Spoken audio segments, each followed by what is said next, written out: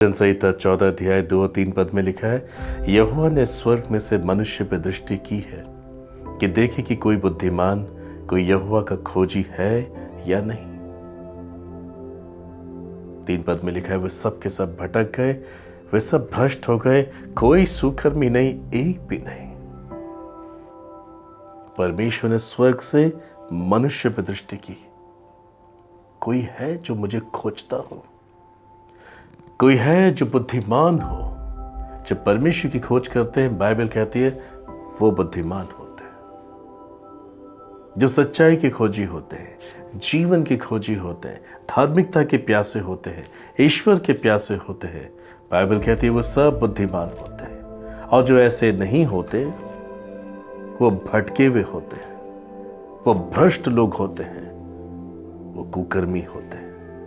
परमेश्वर ने स्वर्ग से दृष्टि की, एक भी सुकर्मी नहीं पाया, कोई धार्मिकता की खोज करता हुआ नहीं पाया। सब के सब पाप की खोज कर रहे हैं, सब के सब स्वार्थ की खोज कर रहे हैं। ब्रदर सिस्टर, ऑलवेज रिमेंबर, जहां परमेश्वर धार्मिकता को नहीं देखता वहां पर वो न्याय की घोषणा करता है। When there is no righteousness, there will be judgment of God. उत्पत्ति 6 अध्याय 5 पद से लेकर 7 पद में हम पढ़ते हैं, यहोवा ने देखा कि मनुष्य की बुराई पृथ्वी पर बढ़ गई है, और उनके मन के विचार में जो कुछ उत्पन्न होता है वह निरंतर बुरा ही होता है।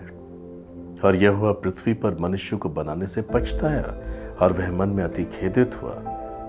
तब यहोवा ने कहा, मैं मनुष्य को जिसकी मैंने सृष्टि की है पृथ्वी के ऊपर से मिटा दूंगा, क्या मनुष्य, क्या पशु, क्या रेंगने वाले जंतु, क्या आकाश के पक्षी, सबको मिटा दूंगा, क्योंकि मैं उनके बनाने से पछताता हूं।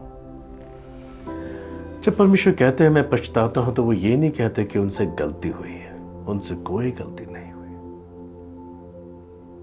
जिस मकसद से उसने इंसान को सृजा है, जिस मकसद को इंसान पूरा कर सकता है, पर उसने उस मकसद को पूरा करना नहीं चुना, क्योंकि परमेश्वर उसे चुनाव करने का मौका दिया, उसने बुराई को चुन लिया।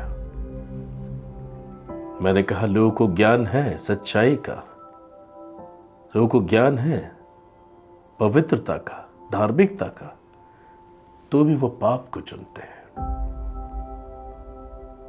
ऐसा इसलिए क्योंकि दुष्ट उन पर ज्यादा प्रभुता करता है।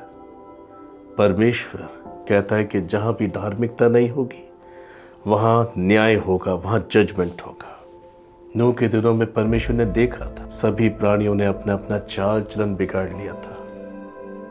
परमेश्वर के दिए हुए स्वभाव के विपरीत में वो लोग जीवन जी रहे थे। लोग पुरुषगामी स्त्रीगामियों के पाप में लगे हुए थे। झूठ और अहंकार, नशा, सब प्रकार की बुराई से वो पीड़ित हो चुके थे। उन्होंने चुना था कि वो सत्य से, परमेश्वर से, पवित्रता से, धार्मिकता से अपने मन को हटाएं और दुष्ट की तरफ अपने मन को लगाएं। इसलिए उनके सारे काम घिनौने हो गए। परमेश्वर पछताया। मैं जानता था कि ये मेरे मन के मुताबिक चल सकते हैं। मैंने इनको वो क्वालिटीज दी हैं, मैंने इनको वो आशीष दी है, मैंने इनको ऐसा दिल, ऐसा मन, ऐसी आत्मा दी है कि ये मेरे दिल को समझ सकते हैं। तो भी इन्होंने उसे ना चुनकर दुष्ट के से कामों को चुना, इसलिए परमेश्वर पछताया। इसलिए भी पछता है कि मैंने इनको नाश करना नहीं चाहता। मैं चाहता ये जिए, बहुतायत से जिए, मगर वो पाप को बर्दाश्त नहीं कर सकता। इसलिए उस समय का संसार महाजल प्रलय के द्वारा, हाँ, एक भयानक न्याय के द्वारा नाश कर दिया गया। इस बात को याद रखें, परमेश्वर आज भी मनुष्य के चाल चलन को देखता है। वह आज भी अपनी दृष्टि उनके मन पे लगाता है। आज इस प्रोग्राम को जो कोई भी देख रहा है, परमेश्वर आपके मन को देखता है।